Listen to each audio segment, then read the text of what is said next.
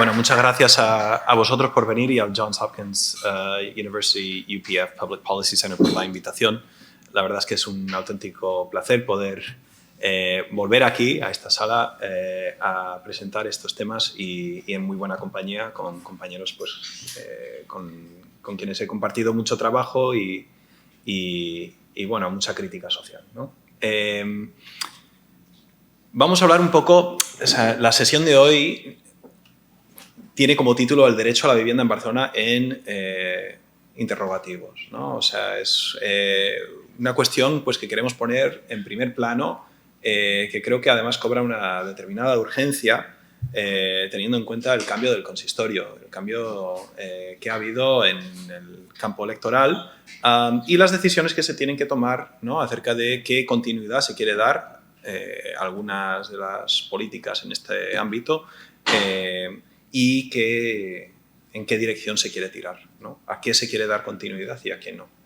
A modo de introducción, creo que es considerablemente, o sea, yo creo que es muy importante hacer una especie de zoom out sobre el papel de la vivienda en las desigualdades y viceversa. Es decir, cada vez más, digamos que la vivienda está cobrando una centralidad en los debates sobre las desigualdades que, aunque en 2023 puede parecer mentira, en el 2008 no estaba tan claro. De hecho, en los años anteriores a la gran crisis financiera, la vivienda no se planteaba como un problema tanto, o no toda la sociedad planteaba la vivienda como un problema, y menos aún hasta el nivel de hoy, sino que se miraba pues, como una oportunidad, una especie de ascensor social, ¿no? Para las personas. Pero con el tiempo y con los impactos de la crisis financiera creo que han quedado bastante patentes las múltiples dimensiones de las desigualdades que tienen una relación muy estrecha con la vivienda. Hablamos, por ejemplo, y creo que para el caso español es importante resaltar, que hablamos de la desigualdad de vivienda en las sociedades de propietarios.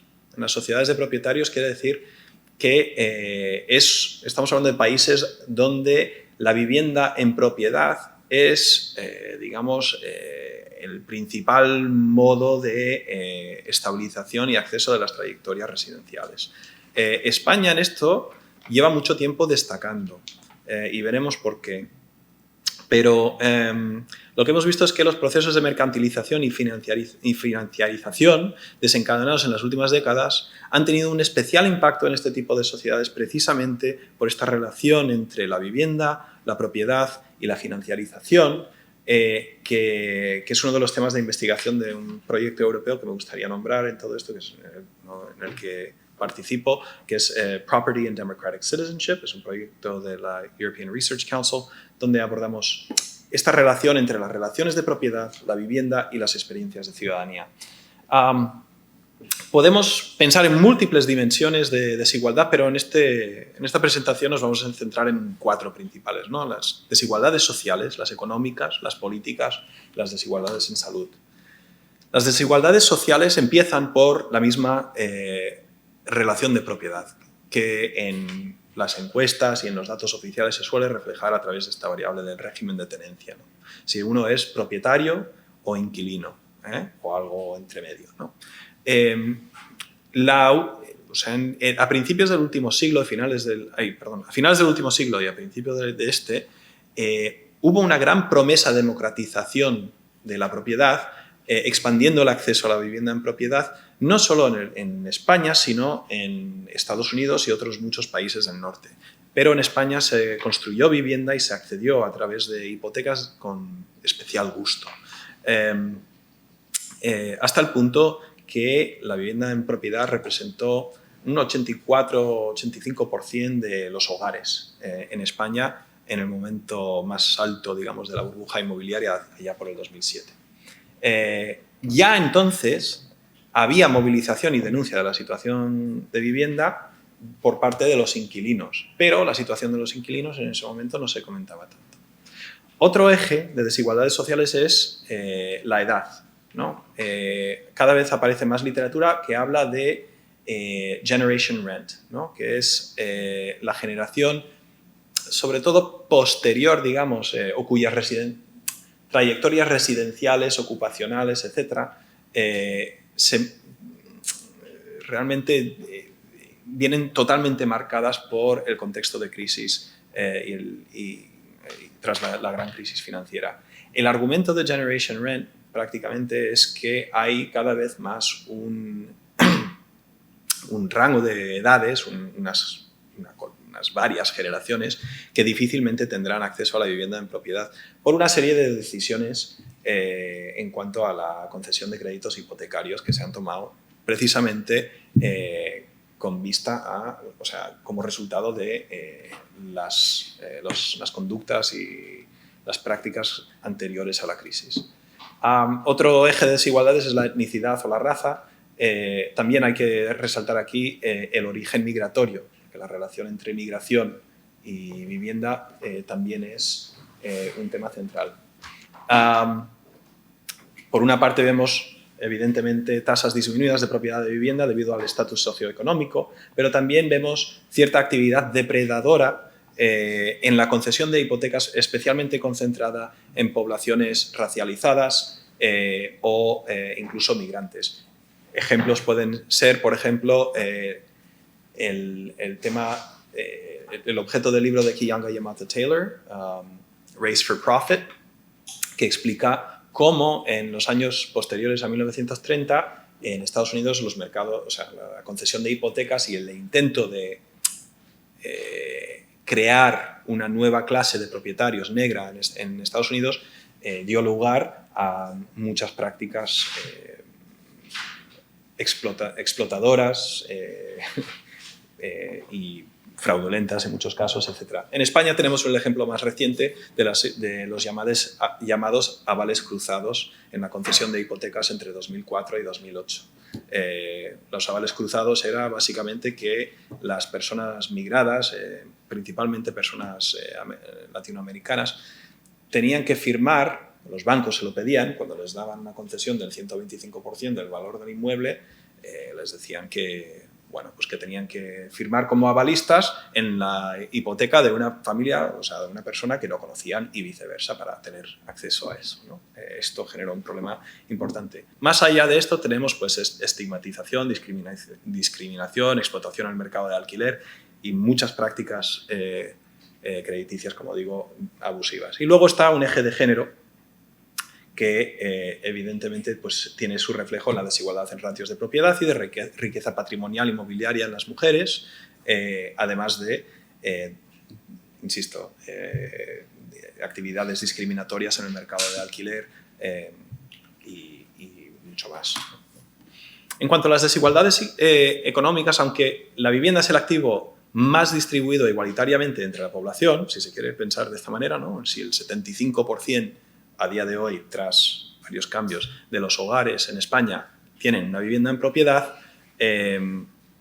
pues es, ¿no?, un patrimonio pues, con el que cuenta el 75% de los hogares. La expansión de la vivienda en propiedad ha beneficiado de forma bastante desigual a lo que son los propietarios, ¿no?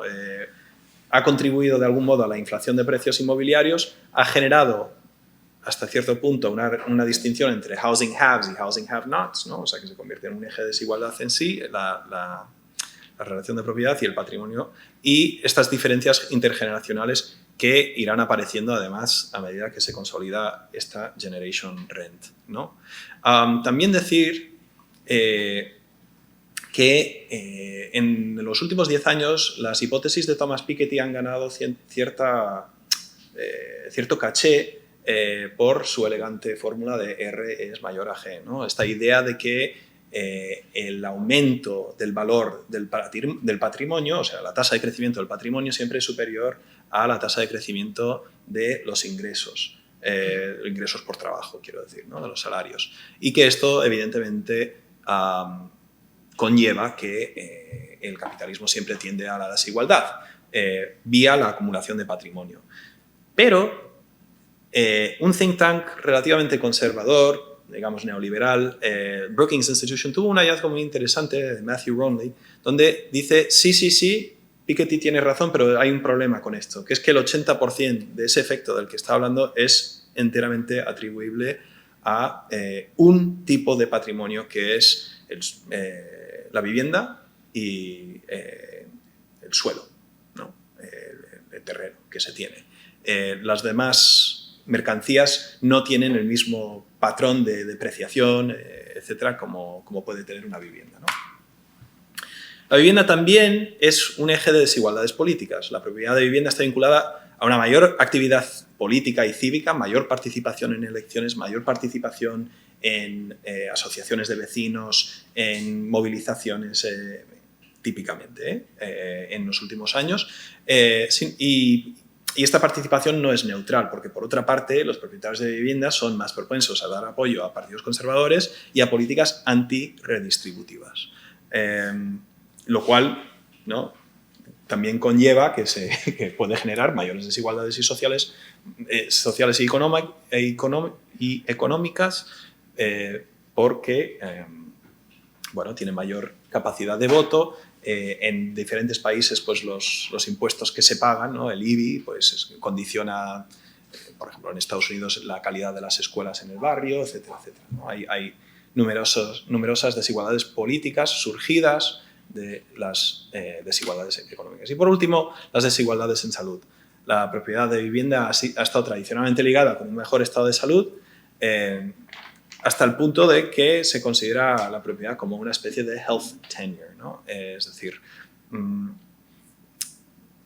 que las personas, los inquilinos, una vez se controla por diversos factores, pues pueden incluso estar expuestos a viviendas de peor calidad, etcétera, etcétera, y tener un impacto negativo. No obstante, hay algo de debate en la literatura, porque cuando tenemos en cuenta algunos factores sociodemográficos, como la composición por edad, etcétera, ingresos, etcétera, pues la diferencia entre propietarios e inquilinos desaparece, lo cual sugiere, por una parte, que, bueno, esto depende en términos geográficos, pero que las políticas públicas aquí tienen algo que contribuir, ¿no?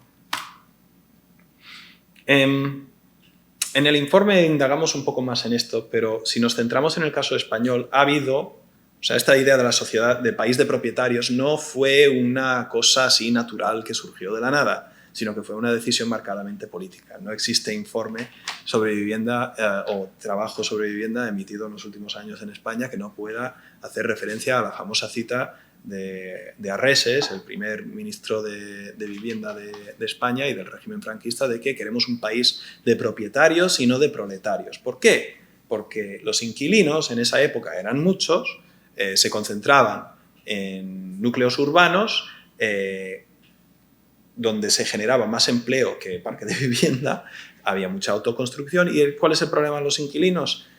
Pues que exigen cosas, ¿no? Los inquilinos exigen cosas y en ese momento pues el régimen planteó la situación de la vivienda y la relación de propiedad con la vivienda como un problema de orden público. Y entonces pues se inicia una serie de decisiones que tuvieron cierto grado de continuismo en la etapa democrática.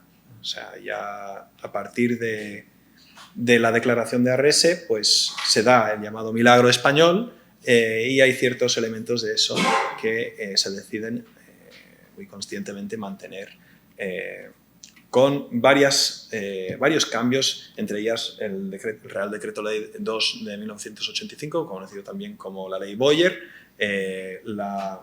que afectaba la situación de los arrendamientos, liberalizó el suelo, basado totalmente en una tendencia, la moda neoliberal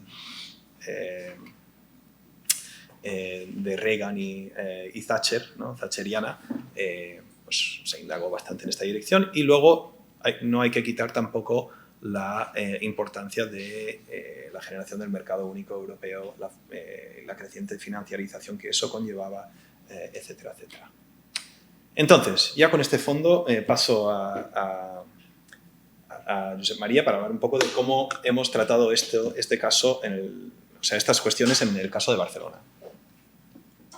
Vale, ¿se escucha bien? Vale, perfecto.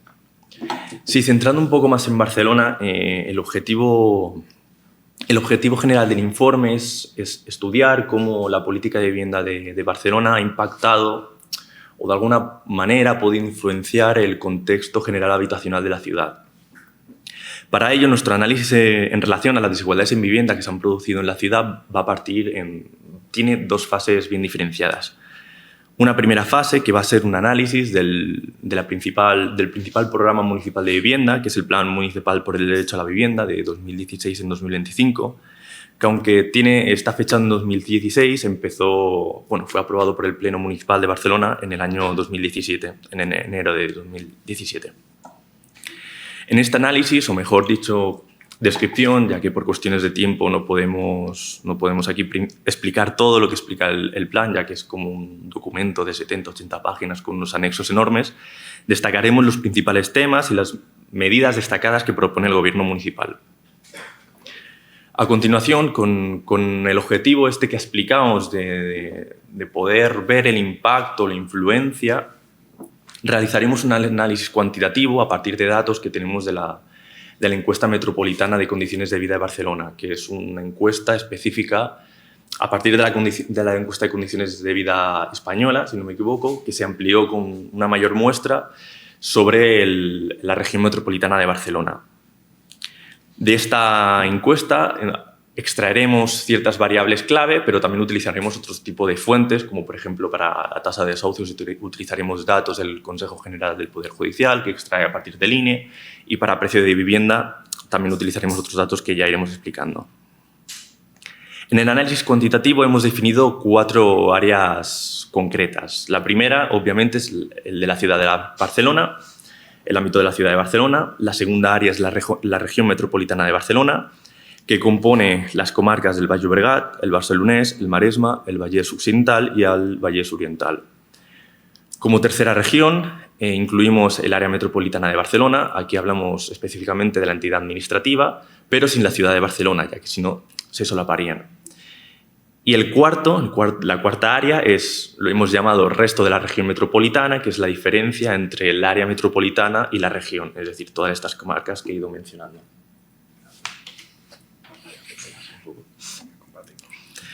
Para ello, además de utilizar variables típicas que se utilizan, precio de vivienda, estructura de propiedad, estructura de tenencia, hemos creado o construido un indicador a partir de la literatura, de cosas que ya se están haciendo en la literatura académica, de un indicador de desigualdades en vivienda que pretende reflejar lo que nosotros conceptualizamos o lo que se conceptualiza en la literatura generalmente como precariedad habitacional. Esta, de forma Claire, que es como quien hizo la definición más reciente, más comprensiva, más completa del fenómeno, la definió como un estado de incertidumbre que aumenta la probabilidad real o percibida de una persona de experimentar un evento adverso, causado al menos en parte por su relación con el proveedor de vivienda, ya sea una entidad crediticia o financiera, o un propietario, las cualidades físicas, la asequibilidad, la seguridad del hogar y el acceso a servicios esenciales. Esto que suena un poco abstracto, para aterrizarlo en nuestro análisis, ya que los datos también nos imponen ciertas limitaciones, hemos operacionalizado el indicador en 4 dimensiones. Uno de asequibilidad. En este consideramos a los hogares como precarios a nivel habitacional, aquellos en que la tasa de sobrecarga supera el 35%. Esto significa que los gastos de vivienda, principalmente la hipoteca o el alquiler, superan en un 35% el ingreso disponible del hogar.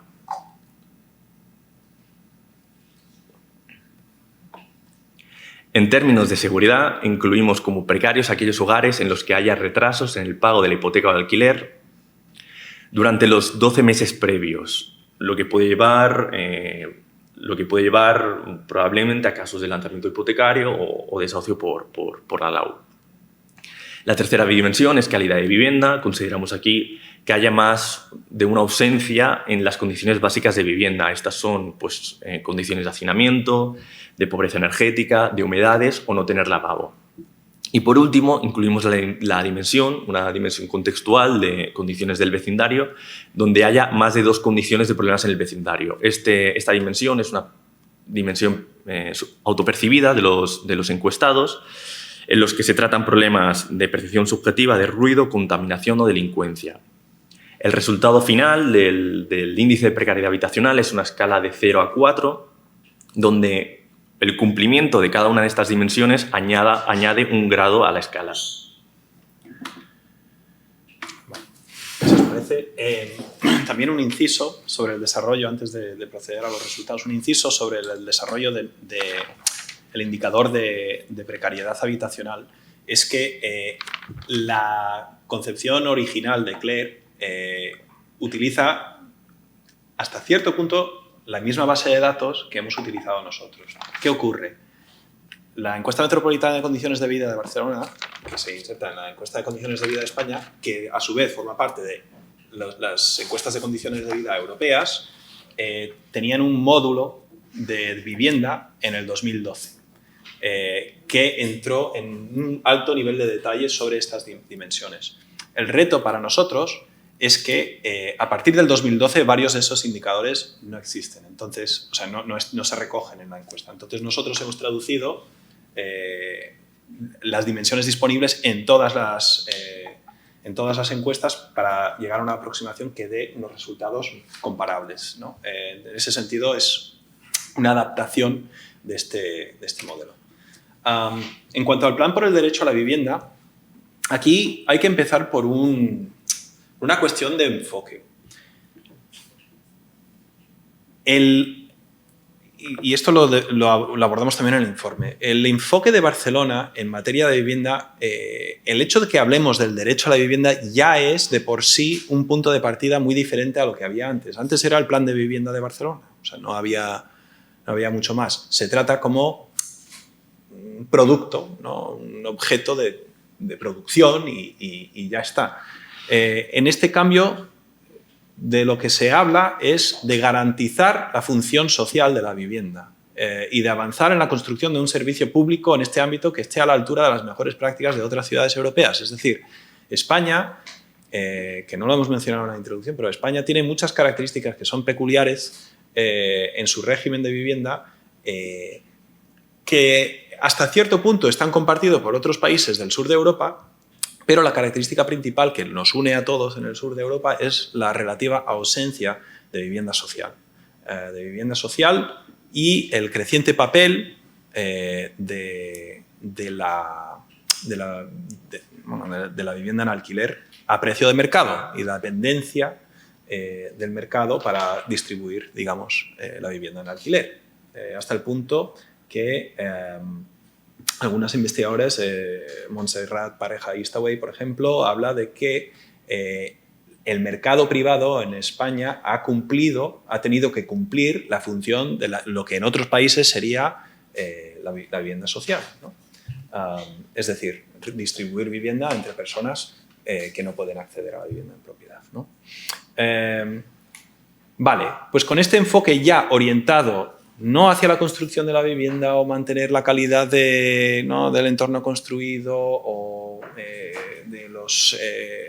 del ambiente o lo que es, ¿no?, de los factores más ecológicos en este sentido, sino o la rentabilidad incluso. El enfoque lo pone en 4 ejes, digamos, que creo que reflejan bastante bien este enfoque. Por una parte, el énfasis en prevenir la emergencia habitacional y la exclusión residencial. Aquí, digamos, el origen del ayuntamiento anterior queda bastante patente, ¿no? Activistas muy notables de movimientos sociales en contra de los desahucios, etcétera, pues ponen el énfasis en prevenir la emergencia habitacional y la exclusión residencial, reforzando la administración local de la vivienda, generando ayudas a la vivienda, a la pobreza energética, a población refugiada, trabajando y estableciendo una unidad antidesahucios para prevenir y mediar en los casos de impagos, y adoptando una política de housing first, que es en algunos aspectos, en algunos sentidos, un cambio de paradigma en cómo abordar temas de sinhogarismo, ¿no? Housing first es, aunque parezca mentira, es un cambio radical en tanto que plantea el sinhogarismo como un problema principalmente de vivienda, no de pobreza, ¿no? Es decir, el problema aquí es el acceso a la vivienda. Entonces, proponen la idea tan rompedora de que igual lo que hay que hacer es facilitar vivienda para las personas que no tienen vivienda, ¿no? Esta es una apuesta específica por parte, y explícita por parte del ayuntamiento, que a su vez tiene su repercusión en otro plan que no hemos incluido aquí, pero que viene mencionado en el informe, que es el plan contra el sinhogarismo, ¿no? Que van bastante ligados.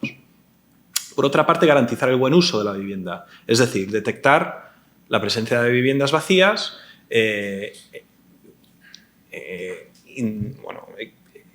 analizar, ordenar y limitar el uso turístico ¿no? de la vivienda en la ciudad, penalizar los casos de acoso inmobiliario y crear un índice de precios de vivienda, que, como quizás estáis al tanto, pero esto está siendo un tema de disputa política bastante importante a nivel estatal, ¿no? Porque Barcelona creó este índice, luego Cataluña genera, a raíz de su ley de la vivienda, un índice propio para definir las áreas tensionadas, y luego, cuando el gobierno español aprueba la última ley de vivienda, que facilita el control de alquileres utilizando un índice de referencia, ahora hay un conflicto, digamos, a la hora de aplicar la ley de la vivienda, porque hay un debate sobre si el índice lo tiene que desarrollar el gobierno central o lo tiene que desarrollar la comunidad autónoma, que es quien tiene la competencia en el área correspondiente, pero bueno, en fin. Otro eje es aumentar el parque de vivienda asequible a través de la adquisición y construcción de un parque de vivienda social, fomentando la transferencia de viviendas privadas a gestión pública, por ejemplo, a través del uso del tanteo y retracto, que es una innovación, digamos, que ha utilizado este ayuntamiento. Y por último, fomentar las asociaciones de vivienda sin ánimo de lucro. Asociaciones y también pues, las cooperativas de vivienda, ¿no?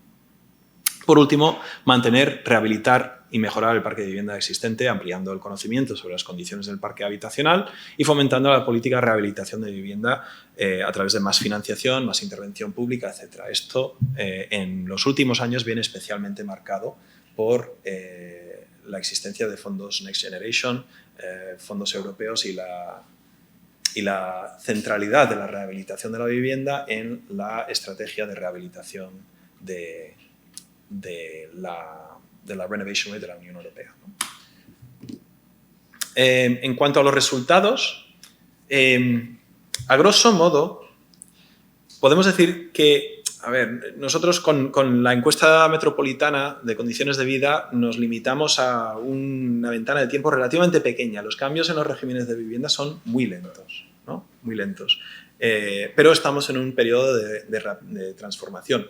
Si miramos al caso del Estado español, lo digo para contextualizar estos gráficos, si en el 2007 el 84% de los hogares españoles eran propietarios, con y sin hipoteca, a día de hoy es más cerca del 75-76%.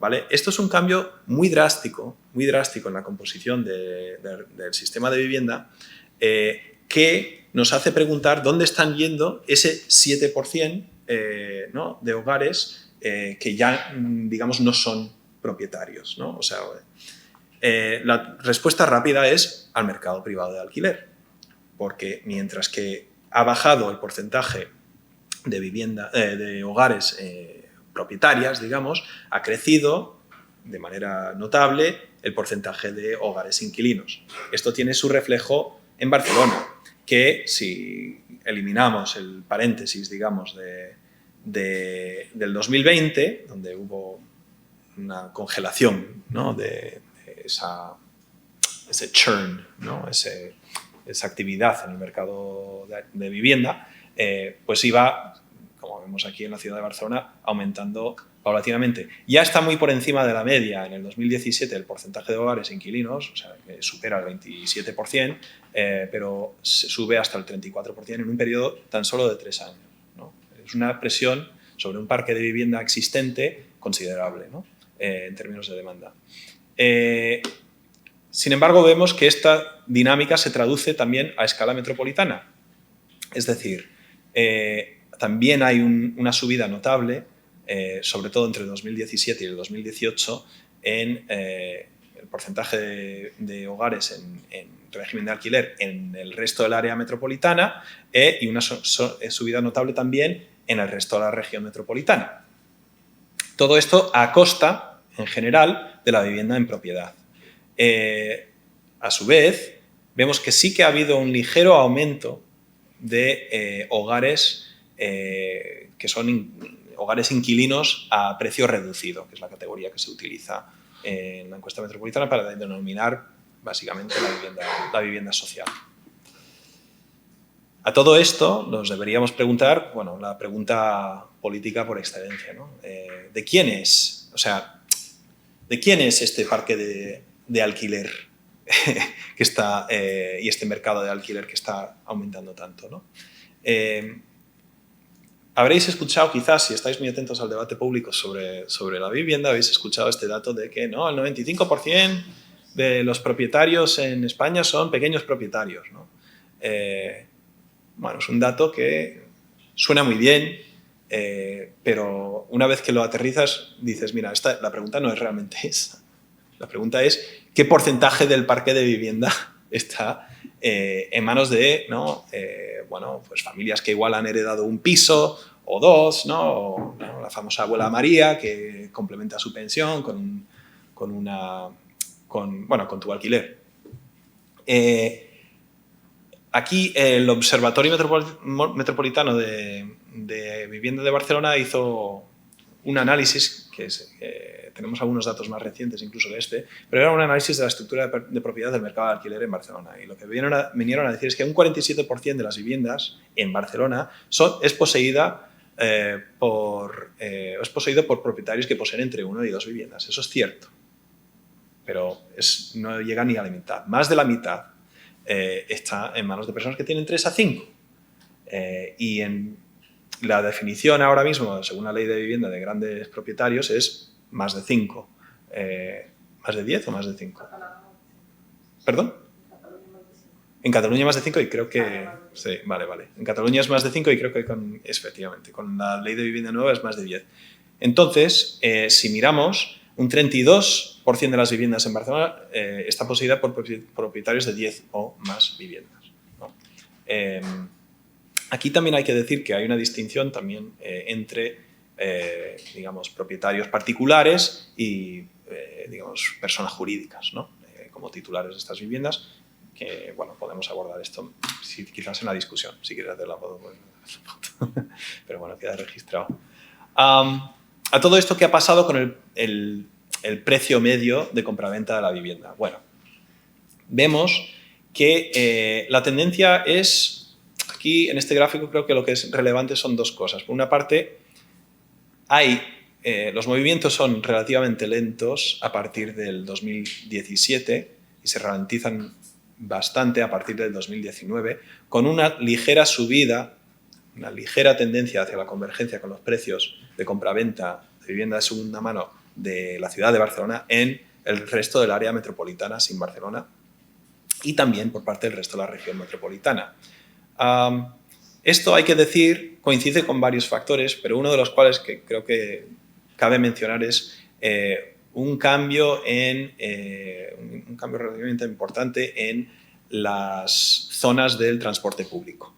El transporte público cambió, o sea, es la zona 1 de transporte público, es la zona a la que puedes acceder con el mismo bono que utilizas para usar en el centro de Barcelona, se extiende ya a varios municipios del Vallès Oriental y de otras zonas de Barcelona, lo cual quizás, especulando, hipótesis, podría haber incidido sobre esto, ¿no? Pero más allá de eso hay una cierta ralentización, además de, evidentemente, los cambios en COVID, que igual se ha especulado, puede explicar cierto aumento en el atractivo de zonas más alejadas del centro urbano, ¿no? del área metropolitana. Con el alquiler vemos una tendencia pues, similar. Sin embargo, vemos también que el precio medio por mes empieza a caer a partir del 2019 a nivel general, aunque ligeramente, y hay que decir que este dato es el precio medio en euros por mes, no en euros por metro cuadrado, ¿vale? Que es otro dato que cabría investigar. No obstante, vemos cierta reducción en la distancia entre la AMB y RMB, pero es muy ligera. Lo que se destaca aquí es que las curvas siguen un patrón metropolitano, ¿no? Por último, ¿qué está pasando con los desahucios? Aquí sí que vemos que Barcelona va en una dirección de manera más consistente que el resto de municipios de la demarcación de Barcelona, según los datos del Consejo General del Poder Judicial. Vemos, primero, podríamos mirar la figura 6, que son las tasas de desahucios por tipología en Barcelona ciudad. El total, que está aquí arriba, vemos que la amplia mayoría son desahucios de inquilinos, ¿no? Y que hay una tendencia a la baja a partir del 2013, que es el punto, ¿no? Alto de la crisis de vivienda en España. Sin embargo, vemos que los desahucios o los desalojos por impago de hipotecas siempre han sido relativamente bajas, no bajas, pero considerablemente más bajas que los desahucios entre inquilinos, y se han reducido proporcionalmente algo en la misma línea, quiero decir. Pero vamos, incluso con la congelación que hubo en el 2020, ¿no? Por la moratoria de desahucios que acompañó la pandemia, el punto más alto de desahucios de vivienda en propiedad en el momento más alto de la crisis anterior no llega ni cerca a la tasa de desahucios durante una moratoria de desahucios de inquilinos. Por último, en esta diapositiva sí destacar que Barcelona sí que es diferente, la curva de Barcelona es diferente, en tanto que es el único de los grandes municipios aquí nombrados, Badalona, Hospitalet, Santa Coloma de Gramenet, los más grandes de la demarcación, es el único que mantiene un descenso en la tasa cada año a partir del 2013. Los otros municipios sí que tenían una tendencia a la baja, hay que decir, pero con una actividad un poco más errática en ese sentido.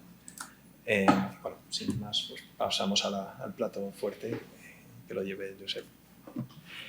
Sí, sobre el índice de precariedad habitacional que hemos construido, aquí enseñamos dos gráficas. La primera, la que mencionamos como figura 7, enseña la evolución en el tiempo entre los años 2017 y 2020 de la precariedad de la vivienda, de la precariedad habitacional, en la ciudad de Barcelona específicamente. Lo que vemos, las barras que vemos, la barra azul se corresponde con aquellos hogares que tienen una condición precaria de vivienda, la barra naranja con 2 y así hasta el final. La principal conclusión que podemos extraer es que la precariedad habitacional ha crecido sustancialmente en el ámbito de la ciudad de Barcelona, hasta casi un 10% en aquellos hogares con al menos una condición precaria. También ha aumentado significativamente las condiciones precarias de aquellos hogares con 2 o más condiciones precarias. En conjunto, vemos que el porcentaje de hogares con más de una condición precaria ha pasado del 36,94% en 2017 al inicio de la serie al 51,9%, lo que es un cambio de una importancia muy considerable. Si miramos esta diferencia de los niveles de precariedad habitacional en clave territorial con el resto de demarcaciones que hemos ido analizando, vemos que Barcelona es de forma clara la demarcación donde la precariedad habitacional es mucho más alta. seguida por lo que sería el resto del área metropolitana y el resto de la región metropolitana de Barcelona, aunque aquí la diferencia no es muy importante. En esta gráfica, lo siento porque está en inglés, iré explicando, ya veréis cómo se entiende, enseñamos una parte muy importante de los análisis era explicar cuáles eran los principales factores sociales o sociodemográficos, lo que llamamos típicamente como ejes de desigualdad, que explican la distribución desigual de la precariedad habitacional. De esta forma hemos realizado un análisis de regresión que en palabras sencillas significa lo que busca es aislar el efecto de cada condición, de cada variable y ver el impacto que tienen los niveles de precariedad habitacional. Lo que hemos apreciado es que los hogares donde el responsable del hogar, el que se identifica como el responsable de hogar en la encuesta metropolitana, donde el responsable es mujer o con nacionalidad no española o menor nivel educativo, son los que están asociados con mayor nivel de precariedad habitacional. En el caso de la nacionalidad es muy clara, donde prácticamente donde la diferencia entre la nacionalidad española y nacionalidad comunitaria o extracomunitaria es muy grande. También el menor nivel de ingresos está correlacionado positivamente con mayores niveles de precariedad habitacional. Además, aquellos hogares, si lo analizamos por tipo de hogar, es decir, hogar con hijos, hogar sin hijos, monoparentales, vemos que son estos últimos, las familias monoparentales, las que tienen unos niveles, los que están mucho más expuestos a lo que es estas condiciones de precariedad habitacional que hemos explicado. Por último, y esto es muy importante, sucede que con el régimen de tenencia, cuando aislamos el efecto, los propietarios hipotecados y los inquilinos tienen niveles similares de precariedad habitacional, que esto va un poco contra esta idea de que la propiedad es algo más seguro, de que te protege y de que ser inquilino, vivir de alquiler a precio privado es algo inherentemente más seguro. Esto sucede a nivel, si aislamos el efecto, si lo tomamos a niveles descriptivos, veremos que la situación cambia bastante. Algo similar sucede con la edad. Y también podemos encontrar que existen las asociaciones que ya hemos mencionado en la diapositiva anterior entre territorio y precariedad habitacional. Es decir, en la ciudad de Barcelona, incluso aislando el efecto de todos los otros componentes que pueden estar afectando estas relaciones, vemos que vivir en la ciudad de Barcelona afecta a los niveles de precariedad habitacional de los hogares. Sí, principalmente. Vale. Entonces, así como puntos para la discusión, podemos decir que entre 2016 y 2023 el Ayuntamiento de Barcelona adoptó una visión estratégica de la vivienda centrada en los derechos que básicamente ponía dos objetivos grandes, ¿no? Garantizar la función social de la vivienda y, por tanto, de la propiedad. Y segundo, proteger contra la crisis habitacional. Los resultados son los siguientes. Por una parte, ha habido efectivamente un crecimiento de la vivienda social o de la vivienda a precio reducido a través de métodos algunas innovaciones digamos, en la manera de hacerlo, desde vivienda de emergencia con el modelo APROP, aprovechando contenedores, etcétera, etcétera, hasta el uso del tanteo y retrato pues para digamos, recomprar vivienda y destinarlo al uso social, ¿no? Una contención del ritmo de desahucios bastante sostenido, ¿vale? Esto se ha dado. Sin embargo, la crisis de asequibilidad persiste, y persiste a nivel de ciudad y a nivel metropolitano. A su vez, los niveles de precariedad habitacional crecen anualmente. Y aquí, cuando se publicaron los resultados de la encuesta de condiciones de vida de España en el 2020, los miré con mucha atención, porque, claro, hay que volver al 2020 un momento y pensar qué estábamos haciendo. Estábamos todos en casa mirando nuestras casas, ¿no? Y una de las cosas que empezamos a notar eran las imperfecciones en nuestras casas, lo cual, hasta cierto punto, puede haber condicionado las respuestas a esa pregunta, porque son subjetivas, ¿no? Hay daños estructurales en tu casa, pues hay goteras, hay tal. Creo que cuando pasas 8 horas al día en el trabajo, pues igual no notas tanto cuáles son los problemas en casa. Sin embargo, como hemos visto, la tendencia se mantiene en el tiempo. Es decir, el aumento de percepción de las dimensiones de precariedad se sostiene en el tiempo y siguen un patrón bastante marcado y a un ritmo no particularmente diferente de lo que había antes, ¿no? Entonces, en ese sentido, atención, en ese sentido los niveles de precariedad habitacional siguen creciendo. Como hemos insistido mucho, las dinámicas de vivienda, o sea, operan según una lógica metropolitana. Es decir, para el capital inversor, ¿no? Barcelona no es solo Barcelona, ¿no? Esto tiene su traducción pues, en, ¿no?, la fuga de congresos, por ejemplo, a Hospitalet. Es el otro lado de la Gran Vía. Les da igual que sea en Hospitalet que sea en Barcelona. Hospitalet, para eventos internacionales, es Barcelona. Tal cual. Lo que pasa es que igual tienen unas condiciones un poco más favorables, administrativas, etcétera, etcétera, pero a la hora de venderlo en el mundo, pues hay un efecto Barcelona que no solo se traduce a la ciudad contigua, ¿no?, sino que va, digamos, extendiéndose por la morfología de nuestra área metropolitana. Por tanto, estos problemas se deben abordar, creemos, a través de una lógica, a través de un enfoque metropolitano, ¿no? Lo que ocurre en Barcelona se puede trasladar perfectamente a otras zonas y se necesita, pues, mecanismos de coordinación y de acuerdo y de establecer políticas a nivel metropolitano para abordar una problemática de manera metropolitana. En cuanto a las recomendaciones políticas, en esto, pues mira, nos hemos basado por una parte en las políticas adoptadas y también en la literatura que existe sobre políticas públicas y políticas sociales en materia de vivienda. Los subsidios de vivienda deben ser reconsiderados. Tienen un impacto, según la literatura, no negable, que es reducir la probabilidad de desahucio, sinhogarismo y hacinamiento. Esto es un impacto directo.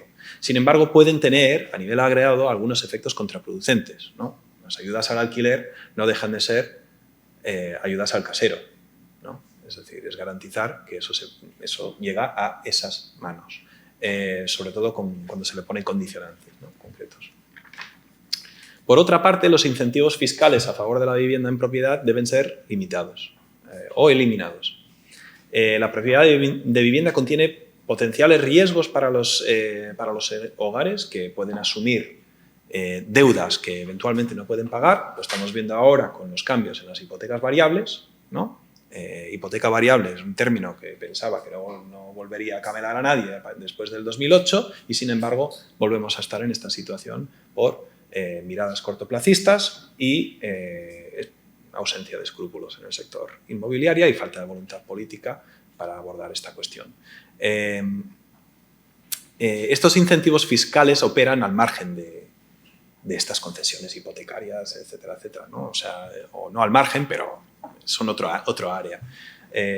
Las desgravaciones que existen por vivienda hacen, bueno, una vez que accedes a la vivienda en propiedad, generan unos efectos pues, que son bastante positivos para unos hogares que, como hemos visto, son cada vez más reducidos, ¿no? Es decir, el principal cambio que ha existido para limitar el acceso a la vivienda en propiedad fue el Acuerdo de Basilea III, que implementó a partir del 2013 unas condiciones de restricción de la concesión de hipotecas y se acabó esto de prestar al 125% del valor del inmueble o incluso el 100%, y las hipotecas se empezaron a financiar al 80%, ¿no? A su vez, yo esto no me canso de decirlo, el IBI en España es muy bajo, es muy bajo. En su nivel máximo llega al 1,2%. En mi querido estado natal de Texas, bastión del neoliberalismo y del anarcocapitalismo y de la idea de que no deben existir impuestos, es el doble. Es el doble. Y sin embargo, tenemos un ITP, un impuesto de transferencia de propiedades, ¿no?, de transacciones inmobiliarias, por decirlo de algún modo, del 10%, lo cual pone una barrera adicional al ese 20% de entrada que tienen que poner las familias, que dificulta el acceso a la vivienda en propiedad para muchas personas. Bueno, aquí hay una serie de problemas a la hora de pensar cuál es el público objetivo. No nos cansaremos de decir que el stock de vivienda social tiene que ser incrementado, hay que reducir los costes de vivienda, promover el crecimiento inclusivo, reducir la pobreza y las desigualdades, evidentemente, pero existen desafíos importantes, que es que, bueno, la vivienda social también puede ir, dependiendo de cómo se plantea, puede ir de la mano de la segregación, ¿no? La segregación residencial en España existe, y existe contenido hasta cierto punto por la ausencia de, en los últimos años, de bloques de viviendas públicas principalmente destinadas, pues, por ejemplo, a familias con pocos recursos, etcétera, etcétera. De una manera, la ausencia de un parque de vivienda social pues, se ha traducido un poco en esto, que no hay una concentración de ellos en el espacio, en el territorio, y aún así se genera algo de, unos niveles de segregación importantes. Pero bueno, son riesgos que se tienen que tener en cuenta. Por último, las rentas de alquiler tienen que ser reguladas, es decir, necesitamos un control de alquileres. La ley de vivienda, en principio, la ha habilitado. Ahora lo que falta por ver es que haya voluntad política de cumplir con lo aprobado. Hay muchas perspectivas económicas convencionales que cuestionan digamos, capacidad del control de alquileres para controlar el alquiler. Sin embargo, a efectos prácticos, mira, los estudios, yo creo que de Mariona Segú y otros, en el caso de Cataluña han sido bastante claros. Ha habido un efecto de limitar los precios del alquiler en el momento de vigencia de la Ley Catalana de Vivienda que lo permitía, ¿no? Y bueno, sin mucho más que añadir, creo que ahí lo podemos abrir un poco a la discusión, ¿no? Pues muchas gracias por vuestro tiempo, por vuestro interés y por haber venido aquí.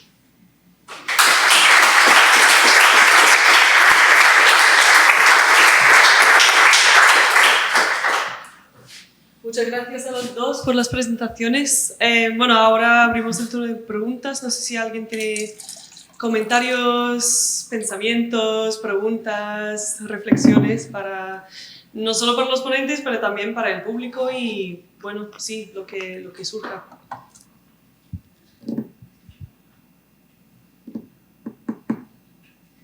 Sí, hay un poco de timidez. Ah, venga. No se corte, no se corte. Yo pregunto, pues tengo varias. No, felicidades, bueno, está muy, muy interesante el estudio, ya ojalá podamos acceder a él para poder leerlo completo, sobre todo porque creo que es de los pocos que abordan la escala de región metropolitana, que pese a no tener ese gobierno que es el área metropolitana de los 36 municipios, pues es una realidad y hay, tal cual como lo habéis mostrado, es una realidad para el acceso a la vivienda, para los inversionistas, pues no hay límites territoriales cuando el dinero llega. Así que muy interesante ese análisis que hacen de la región. Sería también bueno ver cómo no solo estas comarcas que han mencionado, sino también las comarcas que se han anexado hace poco, como el Garraf y el Penedès, que ahora también hacen parte de la región metropolitana de Barcelona, que son 5 millones de habitantes, 160 municipios. Entonces, sería interesante ver cómo esas dos comarcas adicionales qué dinámicas tienen. Quería preguntarte sobre todo cuando explicaste los predictores y el perfil como de el perfil de la precariedad un poco, si habéis tenido en cuenta algo en relación, tú hablabas de como condiciones del vecindario, como problemas que pudiera tener el barrio. No sé si habéis tenido en cuenta temas de densidad poblacional, porque cuando hablas de territorio tú concentras que lo más precario está en Barcelona, pero no sé si al analizar, por ejemplo, el kilómetro cuadrado más denso de Europa, que es Hospitalet, habría lugar a que fuera más precaria una familia, mujer, extranjera, monoparental, que viva en Hospitalet y no en Barcelona. Y lo mismo en cuanto a calidad urbana, si el hecho, por ejemplo, de que un barrio tenga menos zonas verdes, menos espacios públicos, que sabemos que en Barcelona pues hay una mayor calidad urbana que en otros municipios metropolitanos, eso también podría incidir en estos predictores de precariedad. Bueno, ¿tenías más preguntas? O si quieres, puedo ir uno por uno. Vale. Sí que el modelo de regresión que utilizamos contempla la densidad poblacional, ¿vale? Controlando para aquellas zonas que están menos densamente pobladas, ¿no? O sea, tenemos aquí intermediate density, sparsely populated. En ese sentido se puede contemplar la densidad. ¿Qué ocurre? Claro, no podemos, con esta base de datos, no podemos entrar en una escala muy pequeña. No podemos llegar a la escala de barrio, ni mucho menos. Pero bueno, para una foto, digamos, para hacernos una idea, el hecho de que nosotros con esta base de datos podamos mirar zonas de la región metropolitana, si lo comparas con la encuesta de condiciones de vida EUSILC / encuesta de condiciones de vida de España, claro, ahí el nivel de representatividad es comunidad autónoma. O sea que aquí este ejercicio por parte del antiguo Instituto de Estudios Regionales y Metropolitanos de Barcelona y ahora el Instituto Metrópoli es una aportación bastante fuerte. Pero sí que, bueno, nos permite tener algunas indicaciones del municipio como la densidad urbana, ¿no? Según una escala un poco coarse, una escala de 3 puntos básicamente de la Unión Europea. Son con 3 categorías. Sí. Gruesa. Sí, es como un poco grueso, ¿no? Pero es el de Gurba, sí, de toda la vida. Sí. Sí que añadir en cuanto a los predictores de la precariedad habitacional. Claro, esto viene también a raíz, pero viene también complementado por una publicación que si les interesa, que hice en European Urban and Regional Studies sobre, utilizando el módulo de vivienda que utilizó Claire para su definición de precariedad habitacional. Lo que hicimos es un ejercicio similar, ¿no? Y ahí lo que miramos concretamente era, lo que nos permitió mirar era la probabilidad de desahucio visible e invisible, ¿no? Además de las dimensiones de precariedad, ¿no? Y hay una cosa que mencionamos aquí antes, ¿no? Que efectivamente, si consideramos las dimensiones de precariedad con esta definición que operamos aquí, hay relativamente poca diferencia entre, o menos diferencia de lo que uno se esperaría entre propietarios hipotecados e inquilinos. Sin embargo, si miras el desahucio, evidentemente, como la tasa de desahucios está mucho más determinada por la relación de propiedad y es mucho más probable en inquilinos, pues debido a las facilidades que se tiene para ejecutarlo, a pesar de que en los dos casos un solo mes de impago, según la ley, es suficiente para ejercerlo. ¿Qué ocurre? Por otra parte, ese paper hace un análisis similar, pero separa, solo en el análisis de los desahucios, separa los impagos, o sea, lo pone como un factor más, y lo que demostramos es que este perfil, ¿no?, de mujer y personas migradas, sobre todo no de la Unión Europea, la mayor exposición al desahucio, es, digamos, 3 veces mayor, aún controlando por la presencia de impagos, ¿no? Es decir, independiente, o sea, si hay un impago, pues incluso en esa situación, estas intersecciones, digamos, condicionan la probabilidad de experimentar ese desahucio y utilizamos estos datos pues, para hacer un argumento más robusto y conceptual o teórico de que esto es lo que condiciona la exposición a la precariedad habitacional, ¿no? Porque es la amenaza de desahucio lo que te hace aceptar, por una parte, condiciones de vivienda peores y en ese mismo paper también añado en el mercado privado de alquiler, las personas migradas estaban pagando, cuando controladas por todas las dimensiones, ¿no? Por todas las características de la vivienda, pagaban para una vivienda similar 50 euros de más por habitar en ese lugar, ¿no? Entonces hay como todo un continuo de precariedad que condiciona esto. Sobre todo, digamos, marcado por la relación de propiedad, pero también el factor más importante aquí era la nacionalidad. Tenía un efecto muy claro y demuestra que tanto a nivel de país y como parece sugerir este análisis, a nivel metropolitano existe un mercado dual de vivienda pues, para las personas migradas, ¿no? En fin, perdón, tenías más preguntas, yo aquí me he enrollado. Sí, hay otra en cuanto a la concentración de la propiedad, cuando hablabas como de esta gráfica, esa. Claro, no sé, pero no es lo mismo, no sé cómo se percibe un propietario de 1 a 2 viviendas a cómo se percibe un propietario de 3 a 5, de 6 a 10 o más de 10. ¿Qué quiero decir con esto? Que antes tú decías que la vivienda ejerce un poder como desigualdades políticas y como al final unas manifestaciones políticas que en el caso de los propietarios pues se han visto con toda la desinformación en tema de ocupaciones, también con la estigmatización un poco de la regulación de los precios de los alquileres, porque va a hacer que todos los propietarios pongan su vivienda en venta y no en alquiler. Pero ¿hasta qué punto los propietarios pequeños, los que no son grandes propietarios de vivienda, pueden tener como esa movilización igual política si al final no van a verse afectados con ninguna de estas medidas? Y de otra parte, esa movilización política creen que podría también generar, o sea, al final son más inquilinos que propietarios, ¿no? ¿Habría lugar a algún tipo de politización de los inquilinos?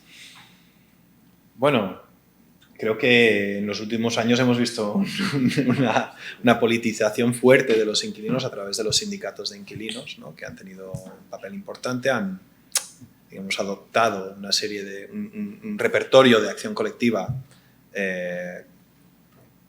bueno, sindical en algunos sentidos. Creo que la ocupación, la politización de la ocupación en las dos direcciones es uno de los ejes sobre los que, digamos, esta población que dices puede oscilar políticamente, ¿no? Es decir, evidentemente una persona que tiene 10 viviendas no actúa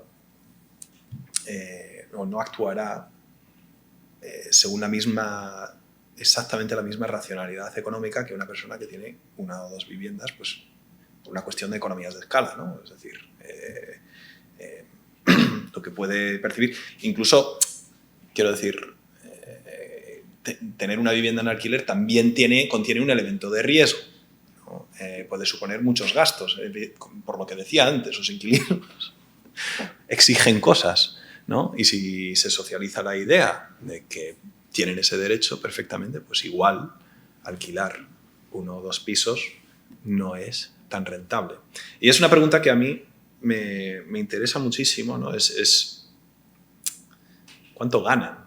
O sea, ¿para cuánto, ¿no? Es decir, hay una... O sea, uno de los datos, no es de este informe, pero uno de los datos que he citado mucho en los últimos años es que ha habido un crecimiento del caserismo, por decirlo de un modo, en España. En los datos de EUSILC, de la encuesta de condiciones de vida, entre 2007 y el 2018, el porcentaje de hogares que recibían ingresos por el alquiler de alguna propiedad, no necesariamente una vivienda, creció del 5 al 14%, ¿vale? Casi se triplica. Utilizando datos del Banco de España, en un informe que hicimos para el Future Policy Lab, pues hilamos un poco más fino y dijimos no. O sea, no es el 14%, nunca sugerí que era el 14%, pero sí que saltó del 2,5% al 7%. O sea, es comparable ¿no? El salto. O sea, el salto existe. La cuestión, creo yo, es eso, cuánto dinero genera. De nuevo, no es la mejor fuente de datos en este sentido, pero lo que hice con la encuesta de condiciones de vida fue decir, mira, vamos a mirar cuánto ganan ingresos por arrendamientos de propiedades. Vamos a hacer dos cosas. ¿Cuánto se gana por eso? Y ¿cuánto ganarían si nadie pagara el alquiler? Es decir, si no percibieran esos ingresos, ¿cuánto ganarían? Bueno, pues la respuesta es que ganan en general un 63% más que los inquilinos, los hogares de los caseros, ¿no? Entonces, quiero decir, puede ser un suplemento en muchos casos, porque la cantidad mensual no supera, en la mayoría de los casos, los 300 euros mensuales por el alquiler. No es suficiente para dar un gran salto de clase. Pero en un país donde los salarios son tan bajos como España, pues 300 euros, ¿no? La diferencia entre ganar 2.100 euros y 2.400, 2.500 es importante. Y bueno, esto puede marcar cierta diferencia. Y claro, también está la cuestión de que en una sociedad donde hay tantísima vivienda en propiedad, donde es la principal fuente de patrimonio y también se ha utilizado durante muchos años como el principal mecanismo de transferencia de patrimonio intergeneracional, ¿no? Donde además se suma un cambio demográfico de 30 años acumulados de natalidad muy baja, ¿no? Habrá una paulatina concentración de propiedades a través de transferencias intergeneracionales, una parte de la población cada vez más pequeña, tras un periodo de democratización de acceso a la vivienda, pues esta contracción pues, puede llevar a eso. Lo cual, para responder a tu pregunta así más de carácter político, implica que la idea de que alguien te puede ocupar la vivienda y te lo puede quitar, algo que es tuyo, ¿no? Y te quite esta seguridad, aunque sea ontológica, ¿no? Es muy potente políticamente, ¿no? Y bueno, a nivel simbólico, más que a nivel económico, a nivel simbólico es muy potente, ¿no? Y creo que ha habido un esfuerzo, creo que evidente, para, digamos, socializar ese miedo, ¿no? Y de hecho es un sector de la economía, ¿no? Es decir, Securitas Direct e Idealista participan de las mismas acciones. Desokupa se establece como espectáculo mediático y también, bueno, demuestran que tienen cierto margen, ¿no? O sea, se les hace mucha publicidad gratis, digamos, ¿no? Es un sector que ha aparecido en los últimos años, a la vez que ha aparecido este miedo. Entonces, yo creo que, bueno, es un área de disputa, un área ideológico muy, muy importante. No sé si quieres añadir alguna cosa. Sí, yo creo que el principal problema en la politización está a saber de un poco, en resumidas cuentas, de dónde va a caer un lado u otro, sobre todo en relación con la política de vivienda, está en el caso de los pequeños propietarios, porque en estos existe una tensión, incluso podríamos decir una contradicción inherente entre el valor de uso de la vivienda, es decir, quiero la vivienda porque la mayoría de personas acaba comprando una vivienda para vivir en ella. Pero también existe esta contraposición con el valor financiero que puede tener esta vivienda. Entonces aquí es muy importante, y a nivel también empírico, a nivel de investigación empírica también está explorado, que las dinámicas expansivas o en retroceso del mercado inmobiliario importan mucho a la hora de la politización de los pequeños propietarios. En momentos pues como podríamos pensar aquí, en el que el mercado inmobiliario se está expandiendo, lo que fue aquí la burbuja inmobiliaria aquí durante la década de los 2000, era muy difícil plantear una política de vivienda, digamos, que buscase una ampliación de la vivienda social, una cierta socialización de la vivienda, etcétera, porque iba en contra de los intereses económicos más inmediatos de la mayoría de la población. El principal interés era, yo vivo en mi vivienda, pero también tengo un gran interés en que siga subiendo el valor inmobiliario de mi vivienda, porque esto me va a permitir pues, jubilarme mejor o, como comentaba Carlos, dejarle a mis hijos un mayor patrimonio. Esto yo creo que se empieza a notar aquí en el contexto español mucho a partir de la crisis económica, que ya estas subidas ya no afectan tanto a los pequeños propietarios y estas subidas no se reflejan tanto en un aumento de riqueza, que sí que empieza a cambiar. Entonces creo que esta dinámica histórica también es crucial, yo creo, para entender un poco cómo pensar, cómo dirigirse a los pequeños propietarios y explicar una política de vivienda que realmente nos pueda beneficiar a todos. De hecho, desde esta perspectiva que hemos estado haciendo, y con esto termino, pero he insistido un poco en este punto simbólico, etcétera, porque creo que es relevante. O sea, la vivienda no es solo un activo económico, o sea, es algo que utilizamos, es una necesidad, pero también significa muchas cosas. Una de las razones por las que hay mucha vivienda vacía, entre comillas vacía en España, es porque hay mucha segunda residencia. Muchas personas mantienen segunda residencia. ¿Y es porque somos muy ricos en España y podemos acumular casas? No necesariamente, no. Pero sí hay casa en el pueblo.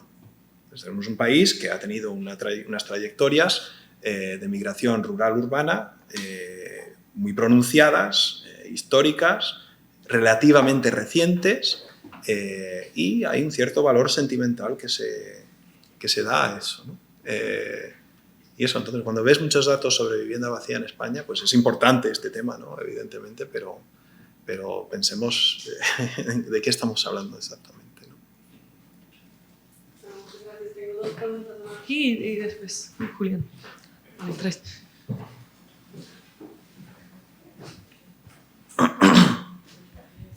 Sí, yo rápida. Bueno, se ha comentado una cosa del tema de la propiedad, como también es una cuestión política, que yo creo que habría que también relacionarlo con la perspectiva de clase y cómo al final la herencia también de la propiedad influye en el acceso a esa vivienda y cómo al final es una política establecida el que se quiera propietarios y no proletarios. Por eso también es una cuestión de clase totalmente.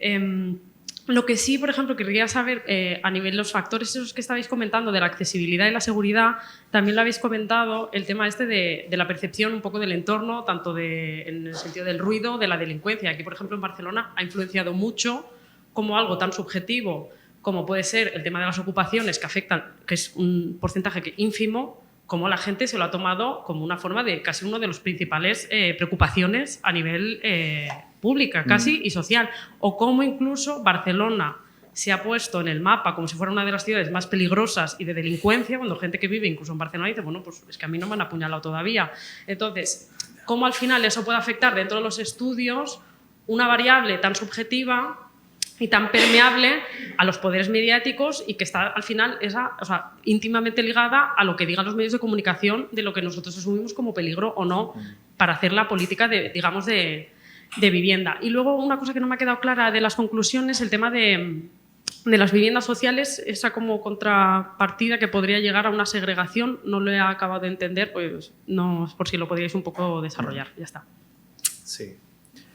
A ver, muy rápido el tema de las segregaciones, porque hay varios estudios principalmente centrados en, digamos, la anglosfera, ¿no? Pero también en Francia y otros lugares donde la construcción de vivienda social fue muy deliberadamente planteada en unos barrios concretos, ¿no? Y la construcción de vivienda social pues, llevó a concentrar población en el territorio de una manera deliberada.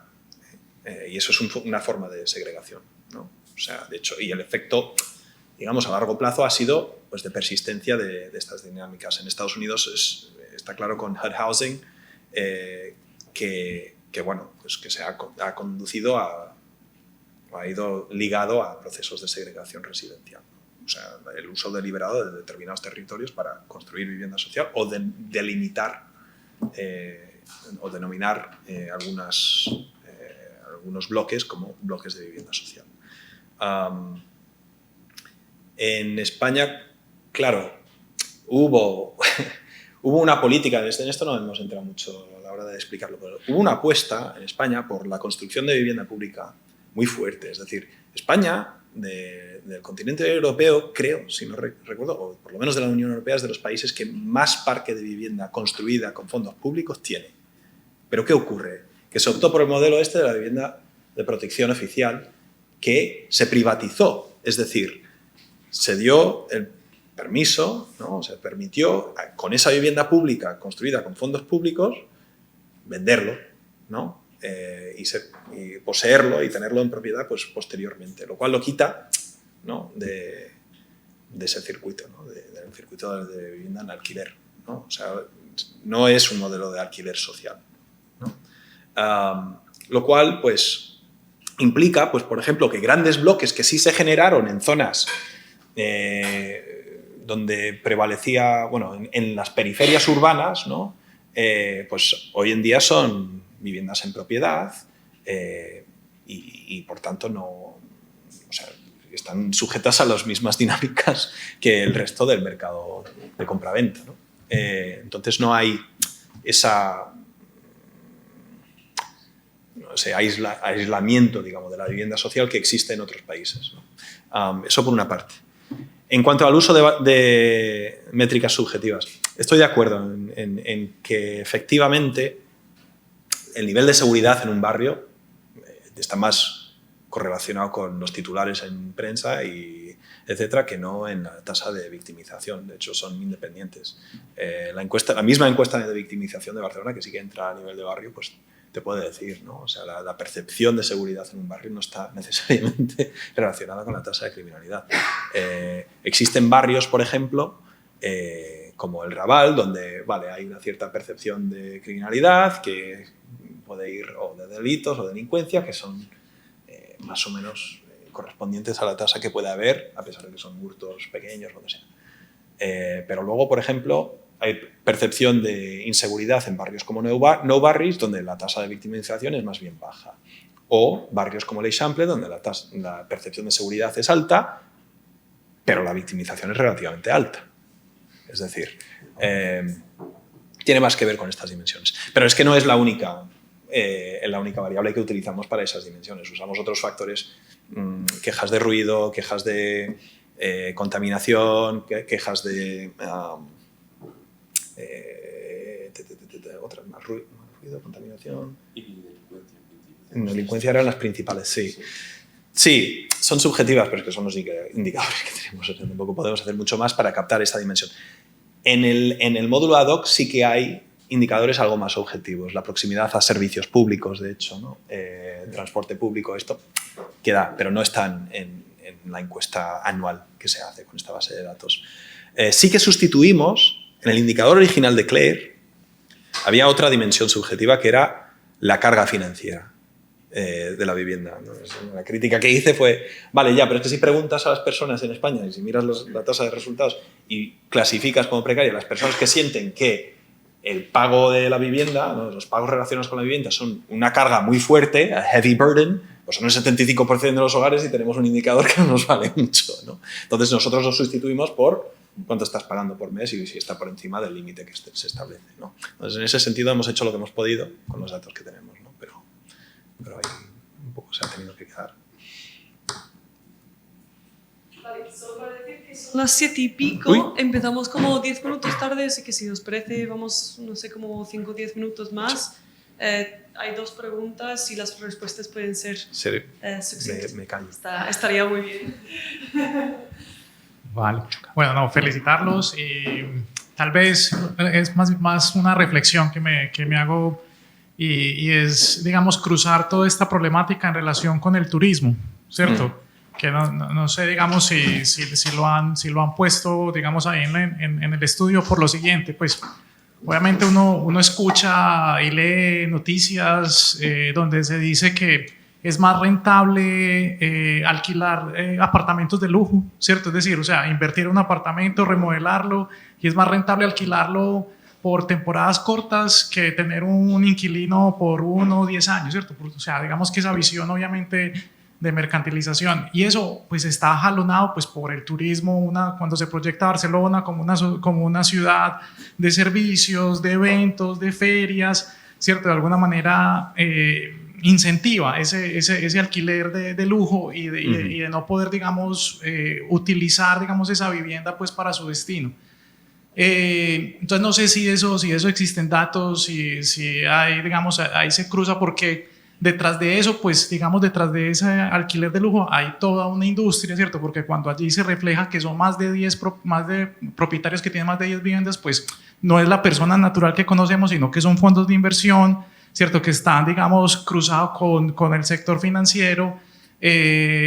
Digamos que esas otras propuestas que salen donde le dicen a los abuelitos, venga, haga su usufructo permanente, yo le compro la vivienda para que usted tenga una renta vitalicia, pues detrás de eso es captar vivienda, porque es más fácil captar una vivienda que construir una nueva por la crisis ecológica que viene, digamos que por la crisis de materiales, pues es más caro construir y es mejor, digamos, rehabilitar viviendas y buscar de dónde sale.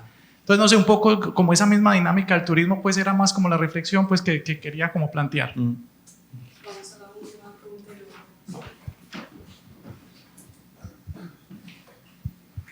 Sí, muchas gracias a los dos por el informe. Quizá un poco lo que voy a preguntar tiene más bien será un post-informe o alguna cosa que podáis comentar más adelante, pero tiene que ver con la inquietud de que, bueno, habéis comentado en las valoraciones políticas un poco que estaban basadas en parte en los datos, en parte en la literatura y demás.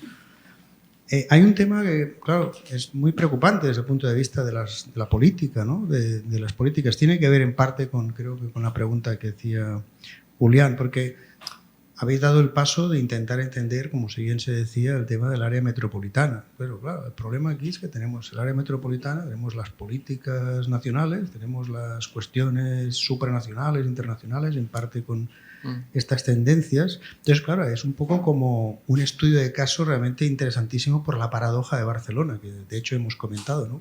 Una alcaldesa que viene de los movimientos sociales, que hace todo lo posible por intentar trabajar con el tema de la vivienda, pero hay unas tendencias globales que están ahí oponiéndose en muy buena medida contra todo eso, ¿no? Con lo cual tenemos un poder político limitado, por un lado, pero por otro lado tenemos el poder de la política, ¿no? Entonces, eso plantea un dilema desde el punto de vista político tremendo. Y también me sugería eso si desde el punto de vista de la política más limitada, digamos, de un gobierno municipal, quizá entonces una de las posibilidades es intentar plantear no tanto solo cuestiones de política de vivienda, sino políticas intersectoriales, un poco mucho más integradas y amplias, porque si no, realmente la situación es muy complicada. Bueno, si queríais comentar algo, entiendo que esto es un tema que se va mucho más allá y a lo mejor por eso decía que es un post-informe, ¿no? Sí, yo esto sí que me gustaría responder a una cuestión. Ha existido cierto debate, sobre todo en los estudios sobre políticas sociales, bueno, en la literatura de políticas sociales y sobre el estado de bienestar. Bueno, hay grandes teóricos en este campo que directamente no creen, o sea, separan la política de vivienda de la política social. No tiene nada que ver. A mí me parece ridículo, sinceramente. Me parece absolutamente ridículo cuando es el mayor gasto que tienen las familias, es la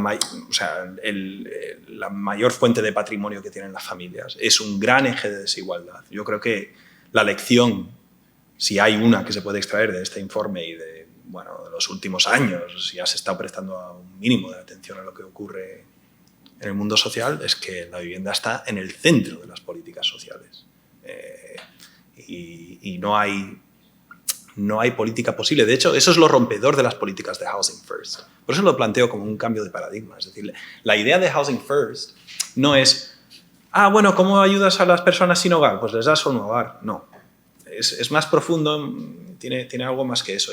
No puedes abordar todos los problemas que tienes si no tienes el tema de la casa resuelta, ¿no? Si no tienes un hogar.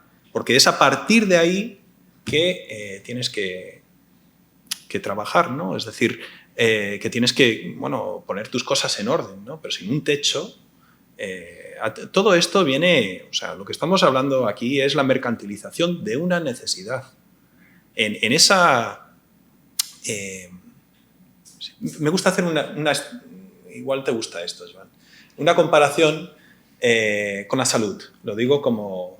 con mi gorra roja de americano, si se quiere, ¿no? O gorra de americano rojo.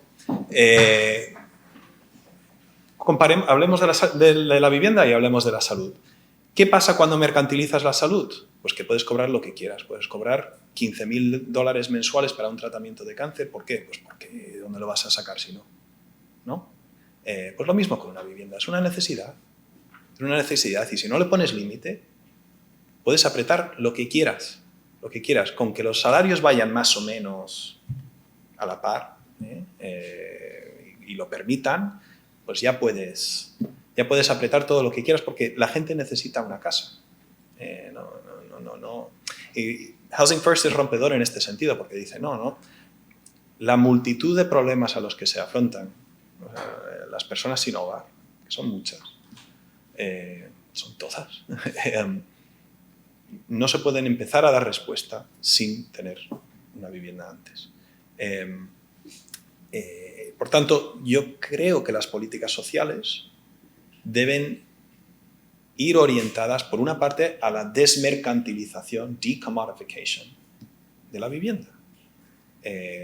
Al igual que el estado de bienestar existe precisamente para desmercantilizar el trabajo, hasta cierto punto, y el bienestar, pues la vivienda no es un ámbito diferente. Es un gran punto ciego de la política social de los últimos años, hasta el punto, ¿no?, que Ulf Torgersen, pues teórico, y me callo ya después de esto, llamaba a la vivienda lo llamaba el pilar tambaleante del estado de bienestar, the wobbly pillar of the welfare state, ¿no? Las pensiones, la sanidad, la educación, eran los otros pilares, ¿no? Y en eso pues damos por hecho que tiene que haber una intervención pública, pero por alguna razón con la vivienda no lo vemos tal como así, ¿no? Y esto yo creo que la lección de los últimos años, sobre todo para esa generación Rent, nos estamos dando cuenta que esto no puede ser así, ¿no?